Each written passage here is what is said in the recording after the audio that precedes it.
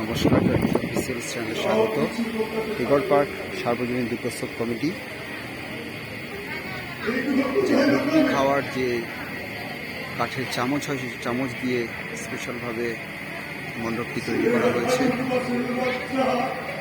থিমটি সম্পূর্ণ অসাধারণ, খুবই সুন্দর।